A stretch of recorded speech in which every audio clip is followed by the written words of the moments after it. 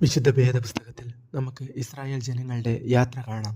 ഓരോ പ്രശ്നങ്ങൾ വരുമ്പോഴും അവർ ആ പ്രശ്നത്തെയാണ് നോക്കിക്കൊണ്ടിരുന്നത്. ഉദാഹരണത്തിന്, ചെങ്കടൽ വന്നപ്പോൾ അവർ ചെങ്കടലിനെയും ഫറവോനെയാണ് നോക്കിക്കൊണ്ടിരുന്നത്. അവരെ മിസ്രൈമിൽ നിന്ന് വിടുവിച്ചു കൊണ്ടുവന്ന ദൈവത്തിന് ഈ ചെങ്കടൽ ഒന്നുമല്ല എന്നവർക്ക് തോന്നിയില്ല. ഈ ചെങ്കടൽ ഭാഗിച്ച് അപ്പുറത്ത് ചെന്നപ്പോൾ അപ്പോഴും അവർ അവരുടെ പ്രശ്നമാണ് നോക്കിയത്.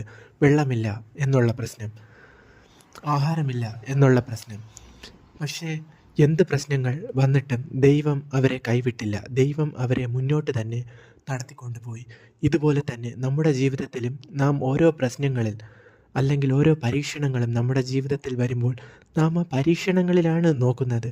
നാം ഒരിക്കലും നമ്മുടെ മുമ്പത്തെ ജീവിതത്തിൽ നമ്മെ ഇതുവരെ കൊണ്ടുവന്ന ദൈവത്തെ നാം നോക്കുന്നില്ല. നമ്മൾ ഇനി ആ പരീക്ഷണങ്ങളിൽ നോക്കേണ്ട കാര്യമില്ല. അന്ന് നമ്മളെ ജയിപ്പിച്ച, ഇതിനേക്കാൾ വലിയ പ്രശ്നത്തിൽ നിന്ന് നമ്മളെ ജയിപ്പിച്ച ദൈവത്തിന് ഇത് അസാധ്യമല്ല.